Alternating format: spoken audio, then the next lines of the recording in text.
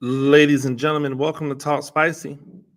I'm Coach Gene Clemens. Thank you for joining me wherever you were joining me. Rate the show, comment, agree, disagree, but whatever you do, keep it spicy. 5-star ratings are appreciated. If you're joining me on the YouTube channel, make sure that you like, make sure that you subscribe. It is Tuesday, and as such, since it's a Tuesday and there's no football coming this Sunday because it's a bye week, it's a great opportunity to kind of sit back and talk a little bit more about the game and things of the nature that just has to do with the way in which we look at it. I think the one thing that we have discovered is, or we're still not being honest about it, but the one thing that we should know is that we do not cover the game of football the same way for everyone. There's no level ground in football. Sports is supposed to be a meritocracy, but rarely is sports covered as a meritocracy. Like, rarely is sports covered in a way that makes you think that it is fair and honest and equal to everybody, right? And I'm not saying this like as a woe is me, or as a, oh my gosh, the sport is in a bad place, or the way we cover the sport is in a bad place.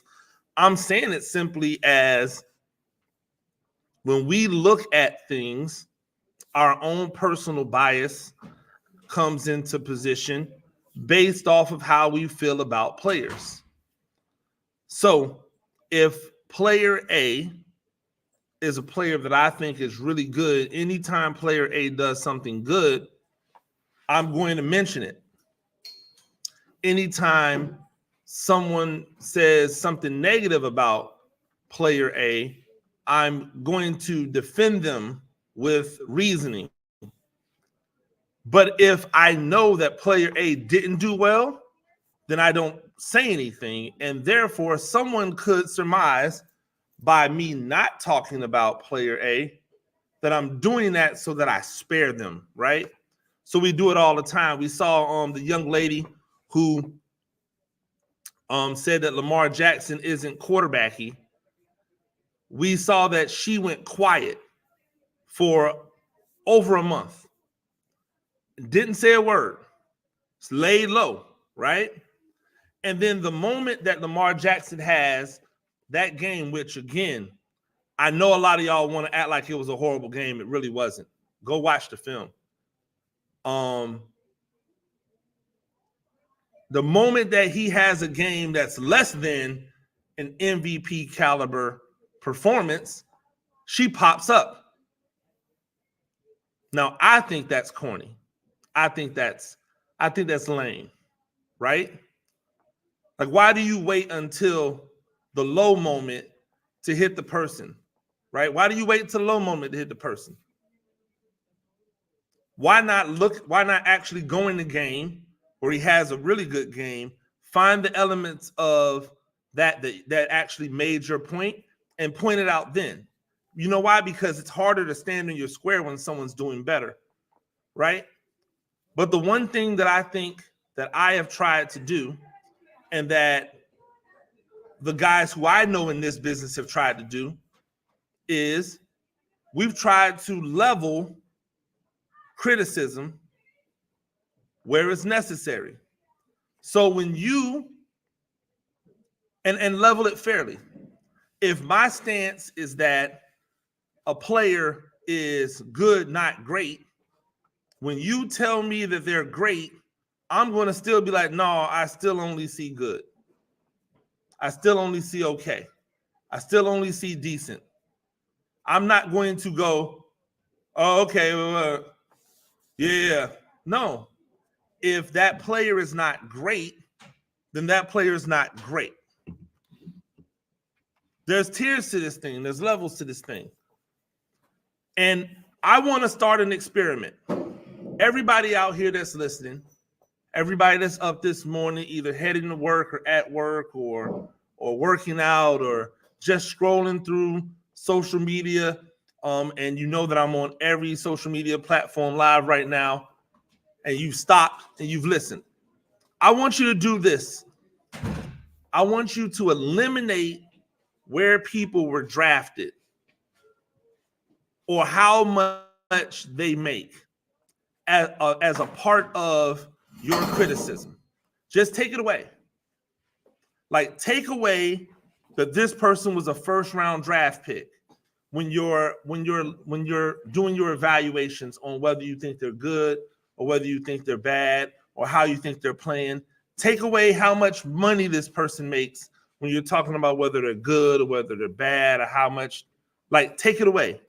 If you take away where they were drafted and you take away how much money they make and just base their performance, when you add back in where they were drafted or how much money they make, you'll go, right? So I think Brock Purdy has the cheat code. And again, none of this is Brock Purdy's fault. Matter of fact, anything I say about any player in terms of how I'm looking at the way in which they're covered is their fault. It's not. It's all the rest of the people's fault. It's the people who judge them, the people who put stuff out on them. It's my fault, right? But I believe that Brock Purdy has a cheat code, right? Here's a cheat code. Brock Purdy was taken with the last pick in the draft. In reality, Brock Purdy should have probably been an undrafted free agent. It would have made no difference to the situation, right? Whether or not he's a draft pick as the last pick in the draft, or whether or not he is an undrafted free agent, that's not going to make a real big difference in his world. But this is what it does, right? Because he was picked with a draft pick that's not valued, because he was picked so late, because there's not legitimate value on where he was selected. This is what Brock Purdy people get to do. When Brock Purdy plays bad, they say, "Oh, well, he's only in his second year. He was picked with the last pick of the draft." Let me say that again. When he does poorly, they say, "Well, he's only in his second year and he was picked with the last pick in the draft." But when he does well, they compare him to the best in the game. Therefore, he escapes any legitimate criticism. I'm not talking about people who are just saying, "Oh, he's not good," because the reality is that no one does that. No one just flat out says he's not good. What happens is that people try to convince the world that he's great, and then people who actually watch football and know that he's not great and are not on a platform where they have like some type of agenda attached to it, they say, "No, he's just okay. He's not great. He's okay. He's a guy who operates in a system that every single person who has been in that system operates well in." Like, every single person who has been in that San Francisco system, or better yet, anybody who has operated underneath Kyle Shanahan's offense as a quarterback has had success. Brock Purdy is not the only late draft pick, undrafted free agent, whatever type of player who has had success in that offense. So when you consider those things, right? When you consider the fact that those things have not happened, when you consider the facts that he is in a system with those types of weapons, if I'm not allowed to criticize him because he's a late round draft pick and because he's only in his second year as a starter, then you shouldn't be allowed to praise him for that either. You shouldn't be able to use the, oh, well, he's new and he wasn't thought of anything of as the reason why I can't criticize him, and then turn around and go, oh my gosh, he's so great. Nobody thought he was going to be anything. But no, that's not how it works. That's not level ground.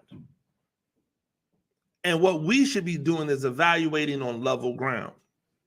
If you think that he is an upper echelon quarterback, then look at his performances and compare them to other upper echelon quarterbacks' performances. And if his performance does not rise to the level of their performances, then you are well within your right to call that out. I don't think anybody here would honestly say they don't believe that if you put Baker Mayfield in that San Francisco offense, that he would not do the same, if not better, than what Brock Purdy does. Because in my opinion, Baker Mayfield's just a better talent than Brock Purdy is. Right? He has his issues. He's not Joe Burrow, but he's better than Brock Purdy. And so we can't have it both ways where we sit and go, oh, well, you can't criticize him because of this, and then turn around and go, because of this, he's one of the greatest ever. No, that's not level. Right? You can't tell me that Lamar Jackson played a horrible game, and then I look at the stats, none of which are empty calorie stats, right? None of which are just stats that were accumulated because the game was over, because that game was always within reach, right? That game was always there. You can't do that. And then I look at the stats, and the stats look just like Brock Purdy's stats, who you just told me was one of the greatest in the world. When Brock Purdy was playing the 25th ranked defense and Lamar Jackson was playing the second ranked defense, where Brock Purdy had the luxury of a rushing attack and Lamar Jackson didn't. Where Brock Purdy had the other team do things to help San Francisco win the game, and Lamar Jackson didn't. When you put it down and you look at their games, they essentially played the same game. They made a couple bonehead throws. They made some fantastic throws. They got lucky in some places. They were unlucky in some places. They escaped and made some things happen, except one person's defense ended up tightening up. Oh, I shouldn't even say tighten up. Lamar's defense tightened up, but the Kansas City offense never gave them back the game. And Detroit gave them back the game. They gave San Francisco back the game. But if we're comparing quarterbacks, it looked very similar. Hell, if you take them and then you look at what Patrick Mahomes did, it all looks very similar. The difference is that Patrick Mahomes' ability to just make the right decision at the right time and have the audacity to make a throw is something that nobody else has. That's what makes him the level above everybody else. That's what puts him that little bit of level above everyone else. That's why when you create tiers, Tier 1 is Patrick Mahomes. Tier 2 is Lamar Jackson. And maybe one or two other dudes, but really, those dudes are tier 3 because none of those dudes do what Lamar do. Right? So it's like you've got your Patrick Mahomes, who is essentially your new age Peyton Manning, or your new age Tom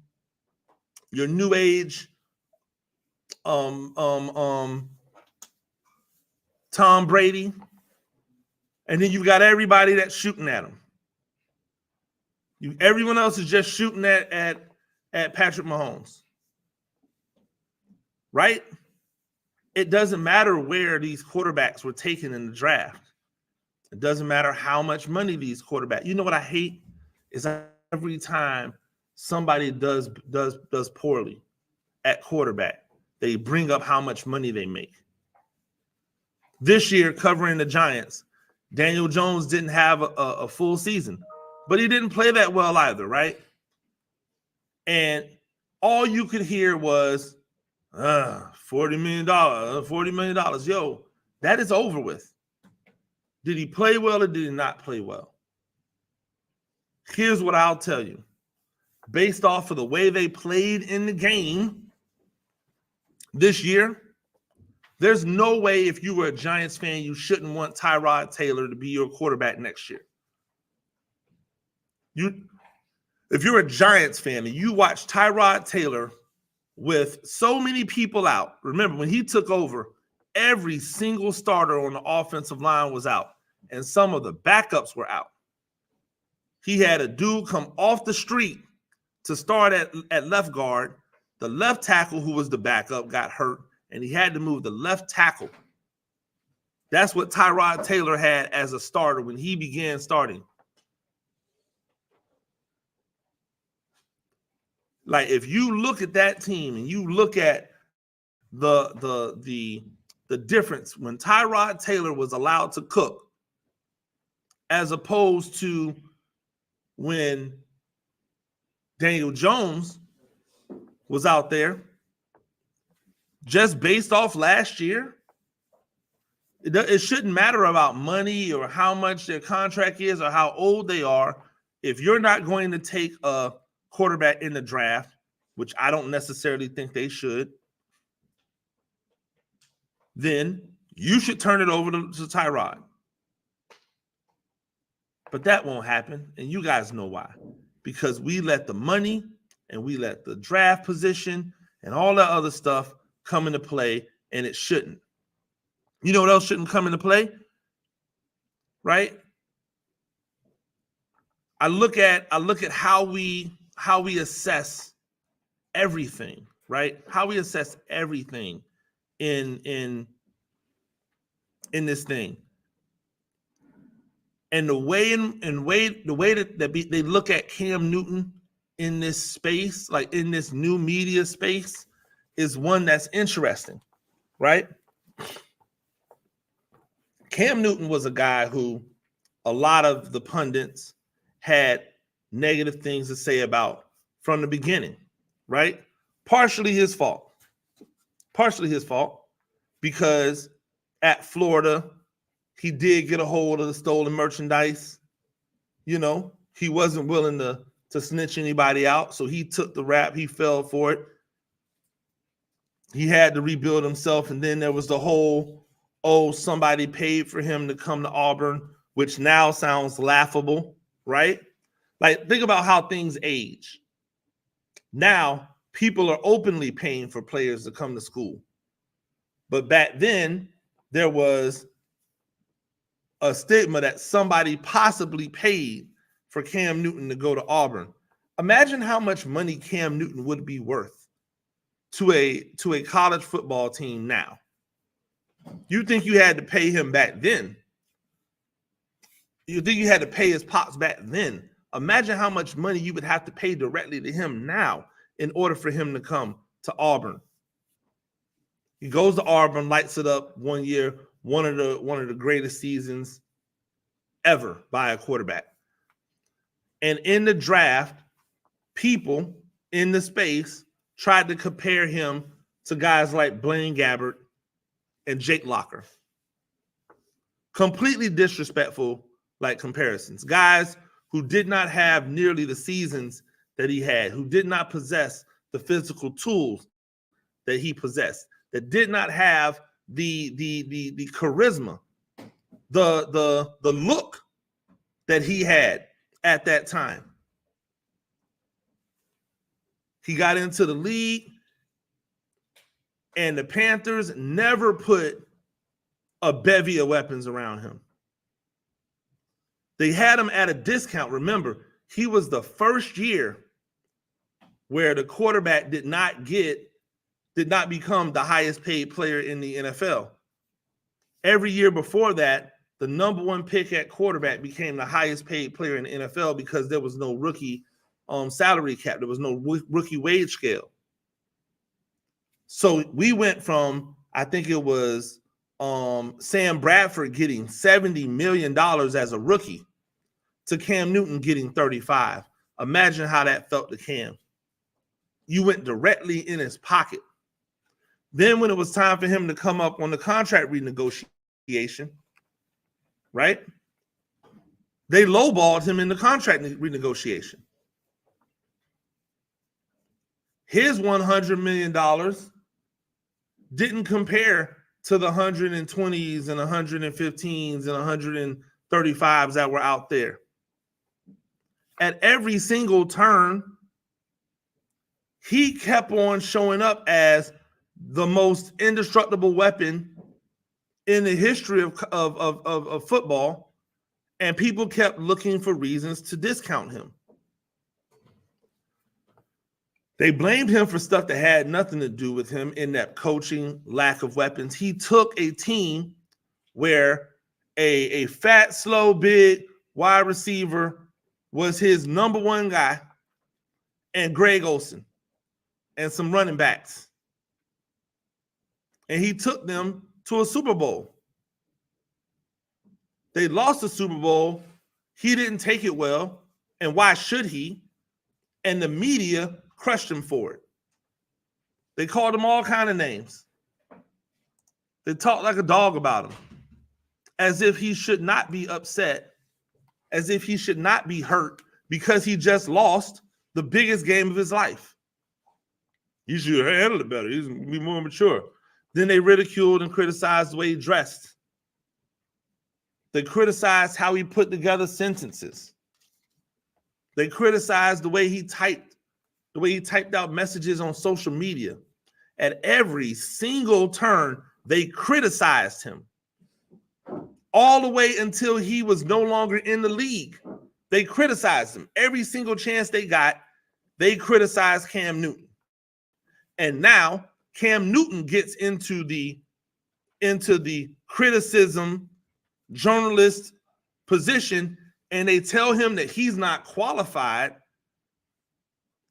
to criticize.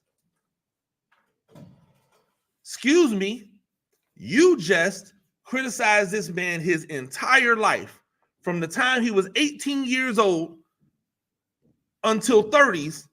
You criticized him ad nauseum. He continued to be one of the best at his job. And now when he gets into your space where you've been criticizing people for decades without any credibility, without any real legitimate reasoning for you to be able to criticize someone, you say that he can't criticize? Somebody make it make sense. But the truth is that there's a fear. The truth is that there's a fear that comes with a guy like Cam Newton. And we see it happening. But a lot of this is like people doing podcasts and things of that nature. Like they're just talking about stuff. But Cam Newton is not just doing a podcast, but he's doing a show where he does what people on mainstream sports television does. He looks at the topics of the day or the topics of the week. He talks about them. He evaluates. He criticizes. He gives praise. And you know what the truth is? He's just way better at it than some of you guys are. He's more entertaining. He's more raw. He's more authentic. It's not buttoned up. It's not hot takey. He's not doing it just to say it, but he doesn't really believe it. He's not flip-flopping one week and saying one thing and then the next week and saying another thing. And you know what? It resonates with people watching. It resonates with the people watching. So now you didn't have to worry about him in your realm when he was out there running the football or throwing the football, because you could never do that. You could never do it at the level he did it. But now he's in your world and he's doing it at the level that you did it. And clearly it scares you. And it should. It should scare you. Because the one thing that I like about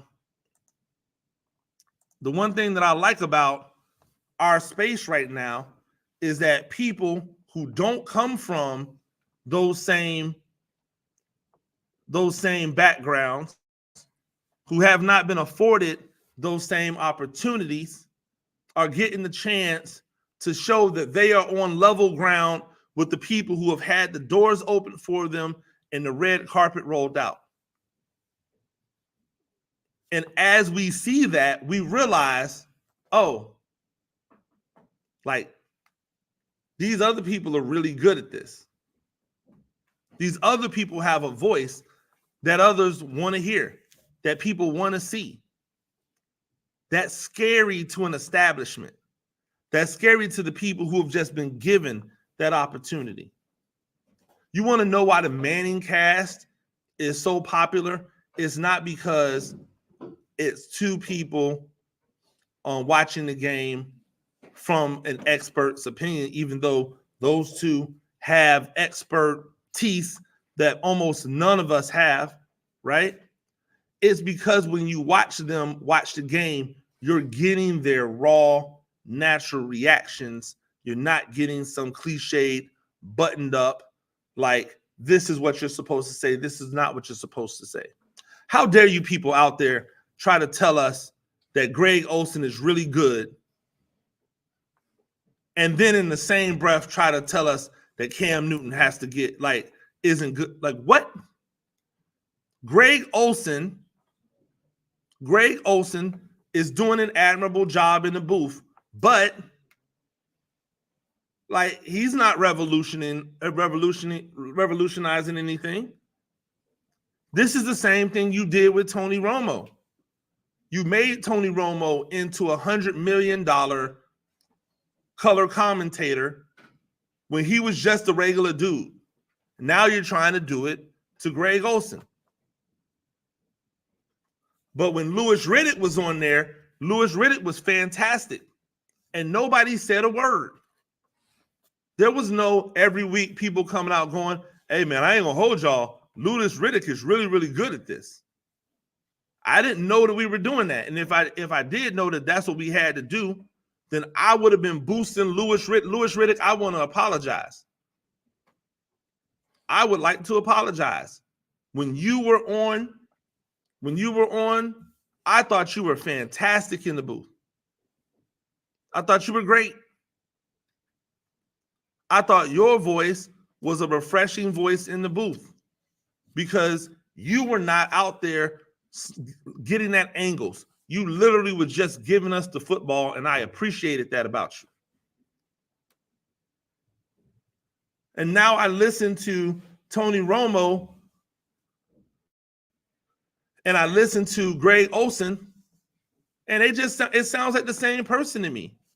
It's the same person, just different dialects. Like, they talk differently. Like, y'all are out here acting as if they're doing something like phenomenally different. And I don't believe they are. Maybe it's me. Maybe it's me. I don't have any. I think Greg Olsen was one of the best tight ends ever. I think Tony Romo, like Brock Purdy, got a lot out of his abilities. Right? I think that Tony Romo is the comp for Brock Purdy, not Tom Brady. Heaven forbid if San Francisco wins a championship. If San Francisco wins a championship, you guys are going to be out here trying to compare Brock Purdy to Tom Brady. It's going to be crazy. But I love this level ground nowadays, right?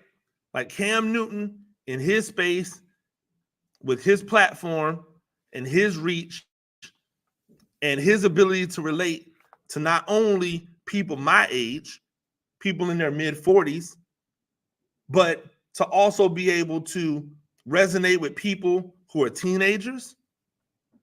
Like that level of appeal when you talk about demographics. Like Pat McAfee, for Pat McAfee's powers, Pat McAfee only appeals to a certain demographic. And that certain demographic was powerful enough to get Pat McAfee on ESPN to be able to use their airways to pump everything out. What do you think ESPN is going to do? They're going to start grabbing up all of these individual athlete content creators and giving their platform the bandwidth that it's looking for. Because Pat McAfee is not there for long. Pat McAfee's just running the numbers up until he can go back off and do his own thing again. And I love it. Get that money, Pat McAfee.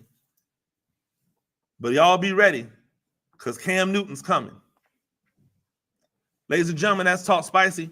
I do this thing a few times a week. Rate the show, comment, agree, disagree, but whatever you do, keep it spicy. 5-star ratings are appreciated. And if you join me on the YouTube channel, make sure you like, make sure you subscribe. Till next time, peace.